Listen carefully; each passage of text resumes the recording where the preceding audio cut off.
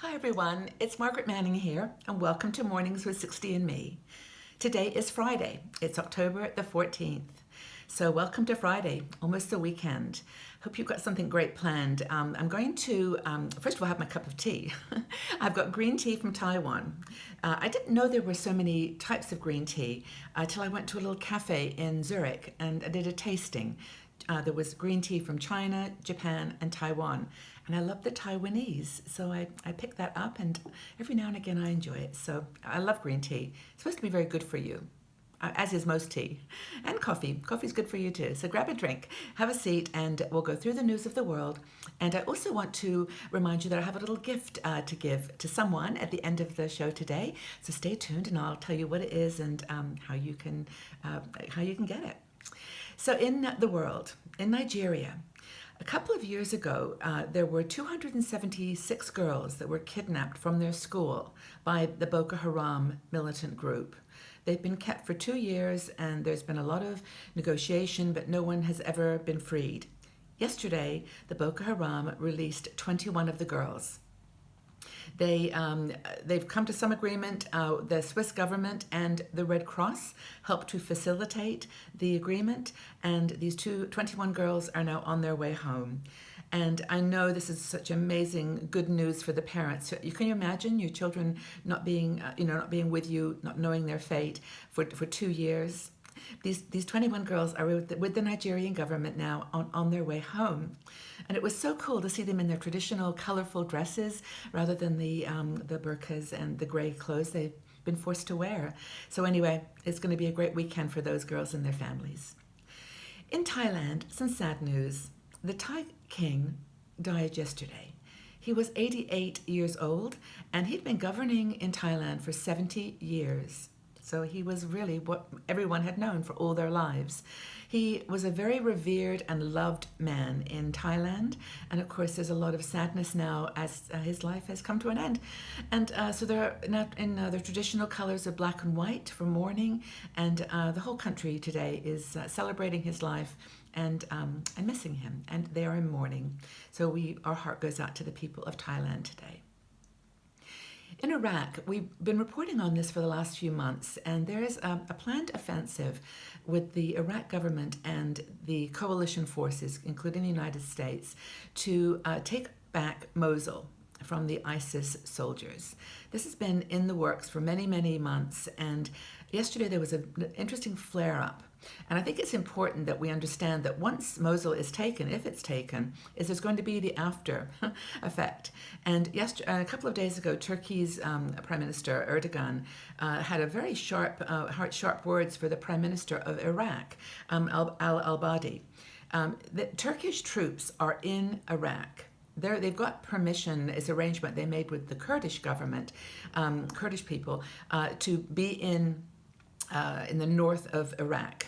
Now, Iraq doesn't really want that because they want to take over Mosul and regroup Iraq. They want to build their country back up. But President Erdogan is very forceful about his intention to be part of both the assault on Mosul and also after. It's after hopefully the victory there. So that's an interesting story. I mention it because it's going to come up again, and I want you to be aware of what's going on. That part of the world is so complicated. There's so many factions, different government dynamics, and history. And don't forget, this is a very ancient land, and Baghdad has been attacked many, many times. It's just history repeats itself in many ways. So that's in Iraq. In Norway, the Nobel Peace Prizes continue to be awarded, and there was a really fascinating one yesterday. The Nobel Prize for Literature was given to Bob Dylan, songwriter and singer. Now, Bob Dylan is the first songwriter to ever win the Nobel Prize for Literature. Traditionally, it's been someone who's written a book or plays or something with the written word in a book format or play format. But he won the Nobel Prize for Literature because of what they said was his new poetic expressions within the great American song tradition. He is actually the first American, too, to win a Nobel Prize. It's an amazing accomplishment for him. And I don't know about you, I was a huge Bob Dylan fan. I really liked his poetry, and I always saw his music as poetry. And when I think about his accomplishments, the words are what come into my mind, the lyrics. So I think that from my point of view, personally, I think it was a good decision, and I'm really proud that he won it. You may not have been a big Bob Dylan fan, but he's just been awarded this, and I think what's interesting is it now opens a new category in the Nobel Prize for Literature. Songwriters now are in that group. So think about that. I don't know whether you were a fan or not, but he got the prize. It's great. Congratulations to Bob Dylan. Now, in another sort of celebrity story I wanted to raise, because I don't know about you, but I love Helen Mirren. Just about every level. I think she's a beautiful woman. I think she's an incredible actress. I think that she has a spirit about her that's very anti-ageist, and she's embracing her beautiful evolution as a woman in her 70s. And she was appointed yesterday by Elle magazine, which is a very beautiful magazine, and for young women primarily, I would say. But they listed the 8 women that they thought were their heroes. They were their 2016 Women of Hollywood, and they nominated Helen Mirren. They actually called her the Queen. Not only because she played the Queen in a movie, but she is the Queen. She's the oldest of the women they featured.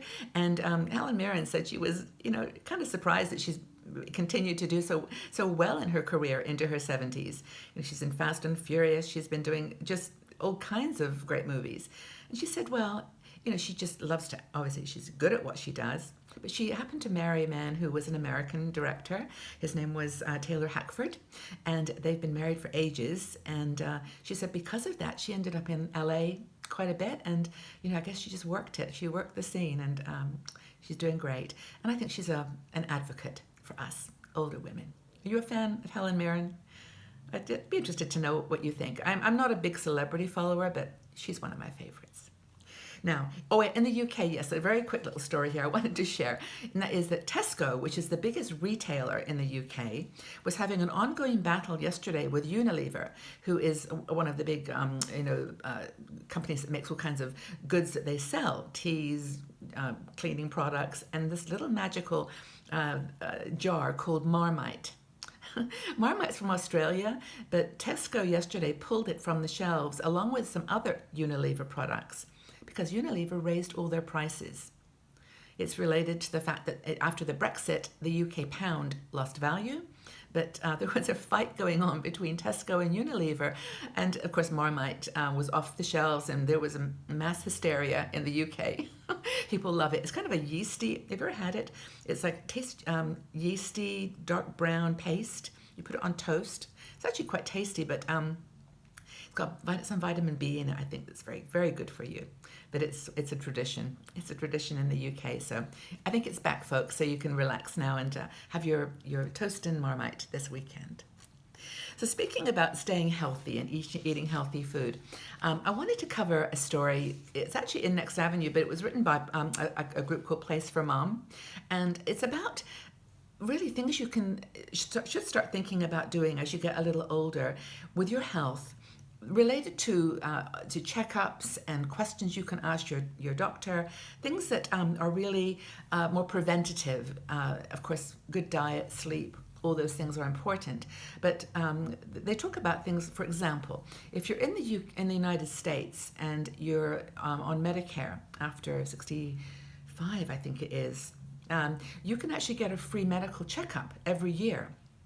And if you're not on Medicare yet and you're in your early 60s, that's one thing they recommend. Have a checkup every year. Just check out the basics, your blood pressure, colon cancer if you haven't had a colonoscopy, doing your blood pressure, your blood test to see how your chemicals in your body are doing. Just do it. I do it every season of my birthday. I just give it as a gift to myself and go have a physical. It's puts your mind at rest, but also it just gives you a little heads up if there is something that needs some work. Also, this article recommends you go to the dentist every 6 months. I go once a year. I've got to be honest. I just went and I got a little cavity, just one that needs filling, but just have a cleaning and just check your teeth. And of course, we all know that teeth infections in your mouth and teeth problems can cause all kinds of other problems with heart disease, diabetes. So your teeth, is all connected to the rest of your body. So a checkup once every 6 months, every year is a good idea. Also relates to vision changes. Have a checkup of your eyes every couple of years.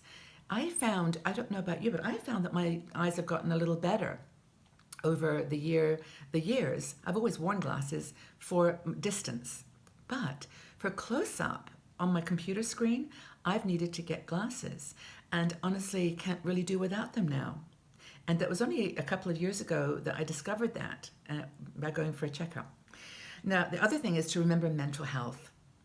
If you're feeling a little low, a little depressed, or any kinds of, mental health issues, just shout it out loud. Don't be embarrassed. Go to the doctor, talk to them about what's on your mind, and get some support. And of course, there's your friends and people in your family that can help you. But it's a journey that you have to take personally. So it's important to check out your mental health when you start to feel there's a need. You know. And of course, then the final thing that this article mentions is to do all the things we talk about: eat healthy, get lots of sleep, and just exercise. Things that we all know. But a very important one is to stay social and to get out into the world. I know this is tough for some of us, and if you're in a new city or you're in a place where maybe you used to hang out with people with your children and your relationships have shifted. Maybe you've got divorced, lost your partner. It's good to get out. So I'm going to just chat quickly about an article by Lisa Copeland. Now, Lisa is someone who works with 60andMe. She's a blogger for us, and she writes articles on dating, love after 60 or love after 50, and just having relationships in your life. Now, she writes, very openly about the fact that women need and want to be nourished. It doesn't necessarily mean you have to have a man in your life, but you have to have people that uplift you and that make you feel good. So here's her ideas. This is an article about if you've got nothing to do this weekend and you're all by yourself. If you're single, or maybe if you're married, your husband's away. The weekend starts tonight, and then you've got a few days, and you say, I've got nothing to do. Instead of just staying home, Lisa's got 3 tips. So I'm going to give you these 3 tips, and then you can and by the way, while we're going on here, don't hesitate to leave comments below. Just talk about the things we're chatting on, and it's your time here on Mornings with 60andMe. So just make your thoughts known, your feedback. But anyway, here are 3 tips that Lisa gives for us this weekend if we're by ourselves. Number 1, hang out with your girlfriends. Just recognize that it's okay to bring up your friend and just go somewhere, do something. And one exercise she suggests is just make a list of all the women that you know in your proximity that you could do something with this weekend and what you could do. Just be proactive. If you don't have anybody physically near you, book a Skype call. I've booked a Skype call for tonight with a friend of mine who lives in France, and I've decided we can't get together, but we're going to have a catch up. It's a meeting. I'm having a coffee. She'll have a glass of wine, maybe, and we'll chat. So that's it. And hang out with girlfriends. Find them. Second thing is make a list of all the things that you want to do that you haven't done yet, and then go find it. So for example, if you want to start yoga, find a class. If you want to do Pilates or Tai Chi or any exercise, see if there's one in your community center or in a local place. Baking, if you find a cooking class, or flower arranging, something that you've always wanted to learn. What about knitting? Or just, there's so many groups that you can do these things. So make a list of things you've never done, you've always wanted. Travel, of course, is go to the next town, buy a coffee in a little cafe, or go to a movie. But make a list. It helps if you write it down. The third thing that Lisa talks about is Meetup.com. Now, I'm a big fan of Meetup.com myself. It is Meetup.com. It is a website. You can join, and if you search by any criteria, and you will almost certainly find a meetup group. And again, it's all those things that I've talked about. They go to coffee shops, they go on hikes, meet for a movie. And these meetups are around an interest. So, people that like meditation, or people that want to learn about Buddhism, or people that want to climb a mountain. Meetup.com. And if you don't have any in your area, start one. I started one, it was for people over 50. I said specifically, meetup group for people over 50. I had 20 people join. And, people fell off when they were traveling or working, and, people sort of went off on their own little groups and did things, and that was exactly what I wanted. And from that, I did actually make a couple of really good friends that I still see today. So start a meetup group, and just be, as I said before, proactive. Do something for yourself. Okay, now, that's it for the day on Stories to Motivate and Inspire You. And I've got a little gift I want to give to someone. Now, this is really a beautiful scarf. This is one that I really do love. It's one of those scarves that's longer than it is wide, but it's not like a sarong. It's a scarf. Aren't those colors gorgeous? I really, really love this. And it's a bit summery, but I still think that in the winter months, it's a good choice. I actually have a beret that's this color, and I think it would look really cool with a hair. Anyway, if you would like this scarf, just leave a comment in the section below. You could talk about anything. You could talk about the scarf. You could talk about where you might wear it, or just about anything that you've heard today that interests you. But I'll choose one person just randomly, and we'll tell you who the winner of the gift is tomorrow. So that's Mornings with 60andMe for today. I hope that you've enjoyed it. Thank you again for being here. It's wonderful to know you're all there, having your cups of tea and joining me. And a question for today. I'd like to go back to Bob Dylan. I'd like to celebrate Bob Dylan today, winning the Nobel Prize for Literature. And just ask you, what is your favorite Bob Dylan song? And, if you don't like Bob Dylan particularly, what was your favorite group in the 60s? Who did you like listening to? But I would like to know if anybody was a fan of Bob Dylan. What was your favorite Bob Dylan song?